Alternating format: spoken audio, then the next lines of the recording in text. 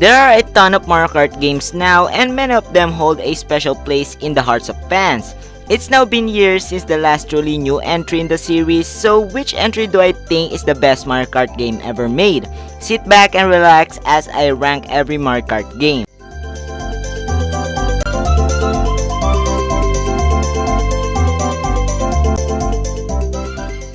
Look, I get why people are saying Mario Kart Tour isn't a full-fledged installment in the series. The game isn't like Super Mario Run, where you can just buy and play the game. Although it is like the rest of Nintendo's mobile output since it leans into typical gacha mobile game tactics, although Mario Kart Tour is never as predatory as it could be.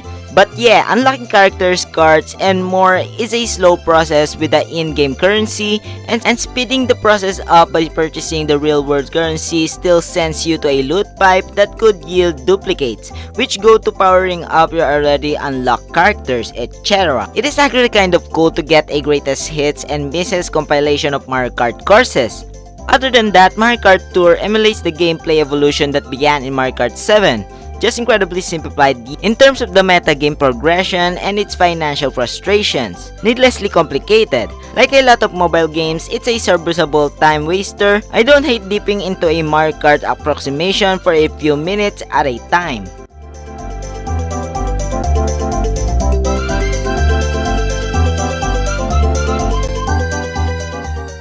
Nintendo's most unconventional Mario Kart yet is a tremendous fusion of RC car function, AR technology, and the gameplay typical to the series. Mario Kart Live Home Circuit doesn't fit into the series' mold, right on the heels of Mario Kart Tour. Unlike that game though, Home Circuit is incredibly impressive. Using a physical toy car complete with a camera and cardboard gates that the camera reads to build out your course, the game really displays Nintendo's creative spirit. It was real fun to scoot around the house seeing it from ground level. The flexibility afforded by creating your own courses augmented by, well, the game's augmented reality is really stimulating. If given the chance, I would play most any other Mario Kart game because of the consistency and full-fledged experiences they offer. Because you see, I can't see myself playing a Mario Kart game for long that doesn't have multiplayer, and slight technical disruptions mar an otherwise impressive experience. Mario Kart Live Home Circuit just doesn't match what I want from a Mario Kart experience, and that really is okay. It exists in a world apart.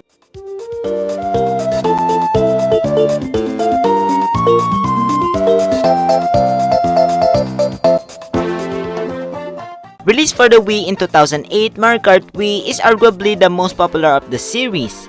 The game saw Mario Kart return to basics after the incredibly successful Double Dash with 24 playable characters and unique new tracks across single-player, multiplayer, and split-screen modes. Mario Kart Wii was a hit with the critics due to the inventive new tracks and the Wii's motion control gimmick being perfectly incorporated with the Wii Wheel. It successfully appealed to the Wii's goal of family fun games, with a few criticisms for the game mainly being leveled at the community's desire for improved graphics.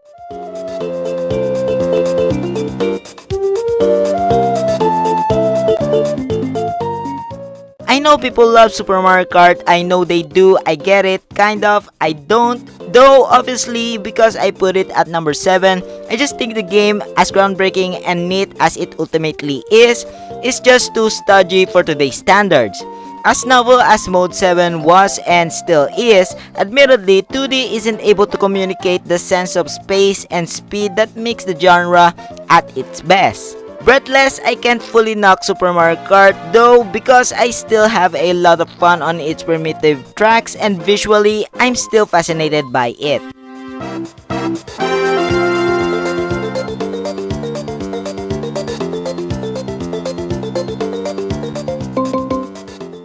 Only the second entry in the franchise, Mario Kart 64, moved from Mode 7 graphics to polygon-based 3D graphics, though the racers are pre-rendered sprites, and was a huge step up graphically at that time. Moving to 3D graphics meant the game could include track features not previously possible, such as elevation, bridges, walls, and pits. More modes were made available by adding versus mode and battle mode, which improved the game's replayability. I like the game's added features and multiplayer accessibility as it could now host 4 players at once. However, despite the new graphics and tracks, I felt there wasn't enough growth implemented.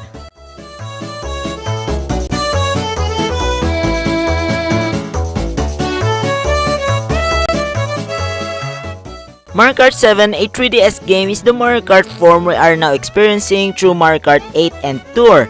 And it's not just because of the hang gliding, it's also because of the return of the coins and the expanded customization of carts and such. Introducing frames, wheels, and flyers add a new wrinkle to the Mario Kart systems. We had introduced a roster of playable vehicles divided between karts and bikes specific to the 3 weight classes of characters, but Mario Kart 7 took it to the next level and it worked, making the traditional Mario Kart fun just a bit more nuanced and enhancing the feeling of every race being unique.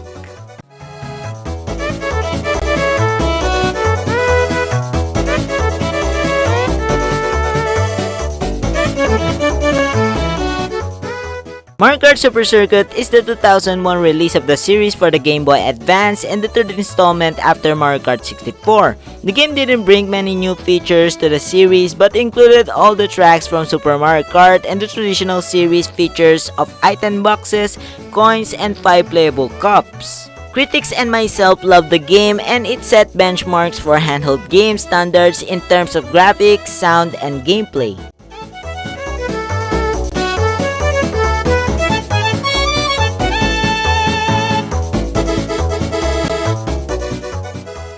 Expanding its characters and tracks into the Nintendo Kart that has been asked for with characters like Link and Isabelle from Animal Crossing, Mario Kart 8 also brings numerous classic tracks into HD.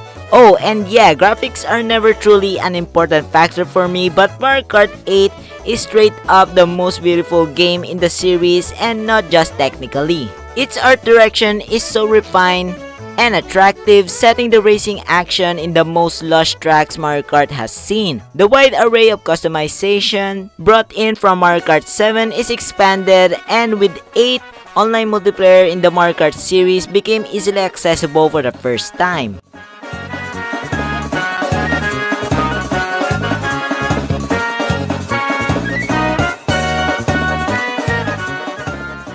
Released in 2005 for the Nintendo DS, Mario Kart DS is the 5th installment to the series and the first to be playable using the Nintendo Wi-Fi connection, allowing players to finally compete online. It also introduced features that would remain in later titles, such as adding retro courses and revamped tracks. It also added the unique emblems feature and a mission mode that allowed players to complete objectives in a short series of events. The game received critical acclaim mainly due to its graphics and gameplay, with most criticisms coming from its repetitive single-player mode. It was also praised for keeping most of its predecessors' features in the game despite being made on a portable device. This is maybe just nostalgia, but Mario Kart DS will remain in my number 2 spot for a long time.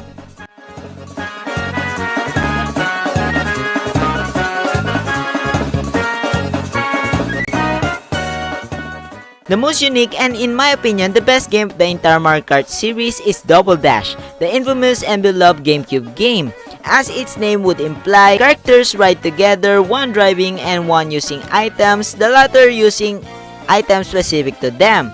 That caused issues for a number of people, but it added a wrinkle that made character selection more of a conscious decision, an element that would be recreated with Wii and beyond. Double Dash also refined the drifting system into the way we know it today, and its courses are among the best in the entire series. Double Dash is simply a delightful game and one of the best executions of Mario Kart's party game atmosphere.